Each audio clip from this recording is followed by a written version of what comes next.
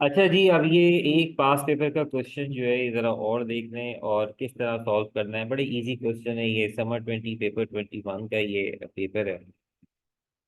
और यहाँ पे MPT limited prepares is financial statement 30 April each year. The company retain earning at 1 May 2019, यानी कि कंपनी की रिटेन अर्निंग का ओपनिंग बैलेंस 14,000 है। जनरल रिजर्व का ओपनिंग बैलेंस 35,000 है।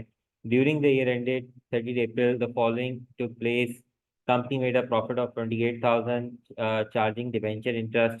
After charging debenture interest, a transfer of 5,000 was made to general reserve. A dividend of 4,500 was paid. No other dividend are payable for the year. और उसके बाद ये कुछ balances दिए मैं, which are necessary to draw the balance sheet. अच्छा, अब हुआ क्या है कि यहाँ पर इन्होंने कहा है calculate the retain earning of MPT limited. ठीक है, अब रिटेन अर्निंग तो आप बना ही लेंगे, वो इतनी बड़ी प्रॉब्लम नहीं है। आप रिटेन अर्निंग का ओपनिंग बैलेंस लें और वो ट्रांजेक्शन जो रिटेन अर्निंग को हिट करती हैं वो आप बना लें।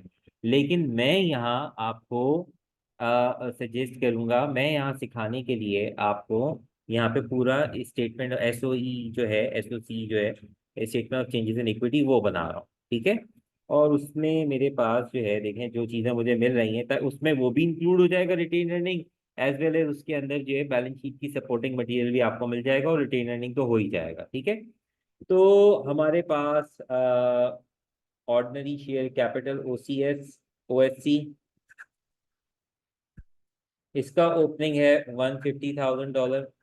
ठीक है, इसके अलावा मुझे जो चीज़ नज़र आई थी जो ऊपर लिखी हुई है, और रिटेन अर्निंग और जनरल रिजर्व जो है 35,000। जनरल रिजर्व जो है वो हमारे पास 35,000 है।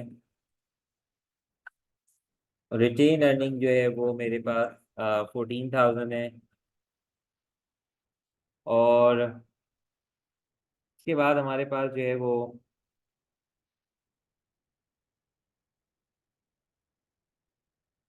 रिटेन अर्निंग 14,000 है। इसके अलावा हमारे पास कोई और रिजर्व एज सच नज़र नहीं आ रहा। ठीक है, ये तीन रिजर्व हैं और बाकी ट्रांजेक्शन हैं। तो वो ट्रांजेक्शन हम इनकॉर्पोरेट करते हैं और इनके बैलेंसेस को जो है वो ड्रॉ कर लेते हैं। मैं एक दफ़ा कंफर्मेशन के लिए और देख लूँ। मेरे पास ऑर्डिनरी शेयर कैपिटल है और इसके अलावा ओपनिंग में मेरे पास रिटेन अर्निंग है जो लिख लिया है, जनरल रिजर्व है जो लिख लिया है। इसके अलावा कोई और रिजर्व हमारे पास नहीं है। ठीक है, अब ट्रांजेक्शन इनकॉर्पोरेट करते हैं। सबसे पहले profit for the year. Profit for the year वो 28,000। ठीक है, वो रिटेन अर्निंग में जाता है। फिर हमारे पास जो है वो transfer of 5,000 to general reserve है। तो transfer, sorry, transfer to general reserve है मेरे पास 5,000, यहाँ से निकले और जनरल रिजर्व में ट्रांसफर कर दिए। कंपनी की retention policy for the rainy days, कि कंपनी फ्यूचर एक्सपेंशन के लिए पैसे यहाँ से निकाल के खर्च करेगी। ठीक है, इसके अलावा 4,500 का डिविडेंड पे हुआ है, रिटेन अर्निंग से पे हो जाएगा।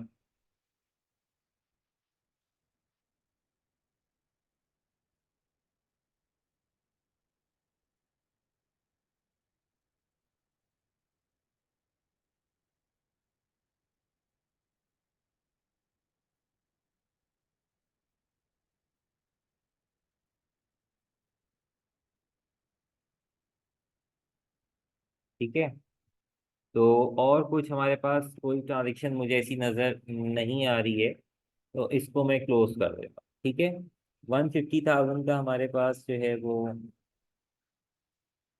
ऑर्डिनरी शेयर कैपिटल है। 40,000 का जो है वो हमारे पास जनरल रिजर्व है और हमारे पास जो है वो let me calculate the values.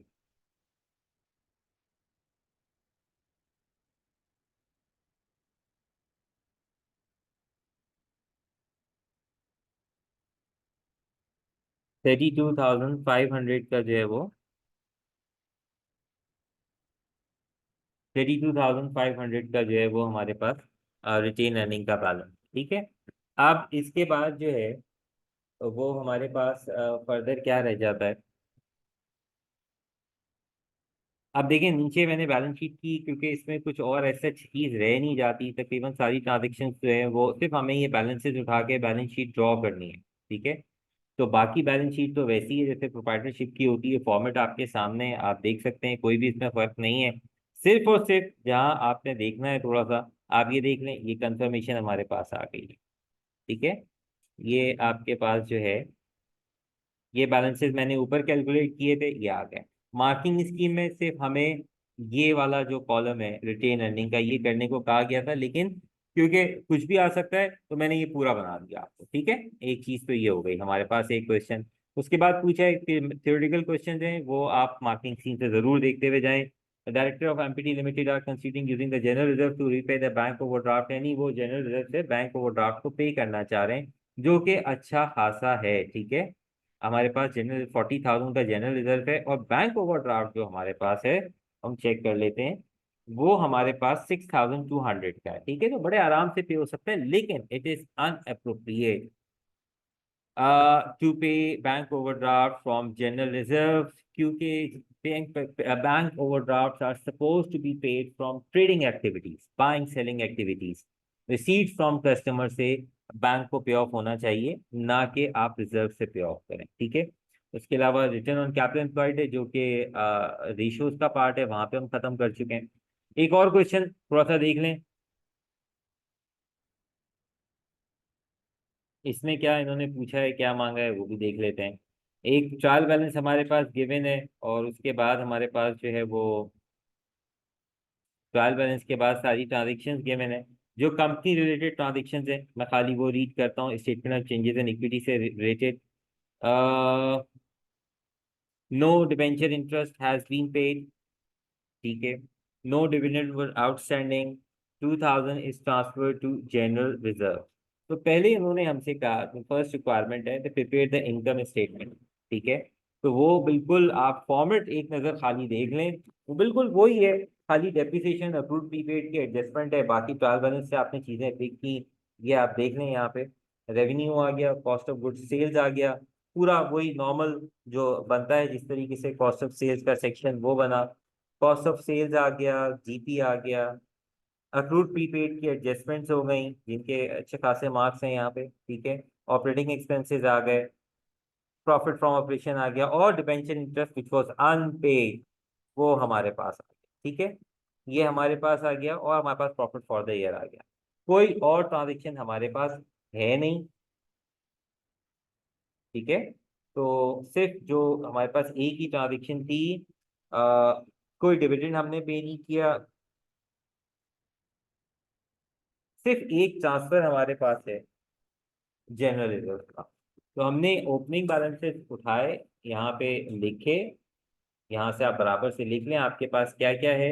और तीनों रिजर्व है हमारे पास।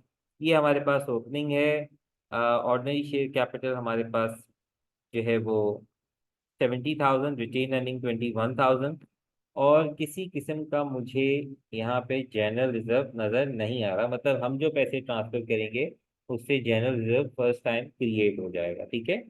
अच्छा, एक चीज है, dividend paid on ordinary share, ये भारत, इसको इंकॉर्पोरेट करना पड़ेगा, ये रिकॉर्ड हुआ हुआ है, इसको रिकॉर्ड करेंगे। ठीक है। सो 70,000 opening of ordinary share capital. उसके बाद हमारे पास है रिटेन अर्निंग 21,500, जनरल रिजर्व हमारे पास ओपनिंग में नहीं है। प्रॉफिट फॉर द ईयर आपने कैलकुलेट कर लिया था यहाँ पे। ठीक है। दैट वाज 9,990, वो आप यहाँ पे लिख दें प्रॉफिट अमाउंट।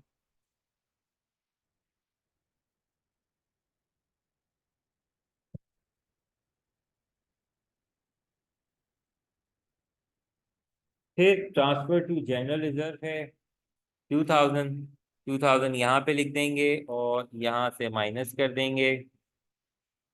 इसके अलावा एक डिविडेंड आपने पे किया है, जो ट्रायल बैलेंस में आ रहा है, उसको आप माइनस कर दें, एंड दैट वाज 5,600। ठीक है। और उसके बाद हमारे पास क्लोजिंग बैलेंसेस आ जाएंगे। ठीक है। ये जो क्लोजिंग बैलेंसेस फौरी तौर पे कैलकुलेट हो सकते हैं, वो मैं कर देता हूँ। और यहाँ से इसको कर लेते हैं।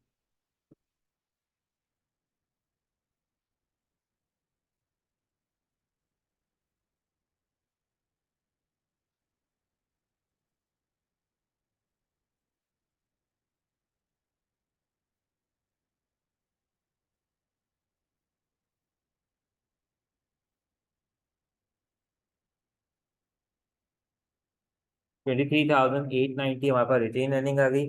यहाँ पे ये टोटल कॉलम भी लिखने की नीड होती है, ये भी जरूर प्लीज लिख लिया करें। अब ये हॉरिजेंटली जो है टोटल होंगे, तो 91,500। अगर कोई गलती होगी तो यहाँ पे ट्रैक हो जाएगी 9,990। इसका कोई इम्पैक्ट नहीं, क्योंकि एक जगह से दूसरी जगह जा रहे हैं, टोटल इक्विटी पे कोई इम्पैक्ट नहीं है। 5,600, और यही टोटल आपने और वापस भी लिख देना है। ठीक है, तो नहीं, सॉरी सॉरी सॉरी, ये दोनों तरफ से इक्वल आना चाहिए।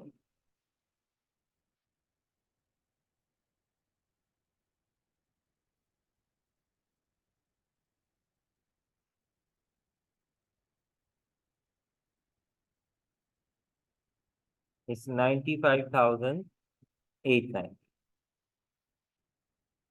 ठीक है, ये इस तरह के क्वेश्चंस होंगे जो आपको पेपर में हैंडल करने होंगे। मैं आपको लिंक सेंड कर रहा हूँ और उसके साथ ये क्वेश्चन सेंड कर रहा हूँ, इनको प्लीज देख लीजिएगा। Thank you so much.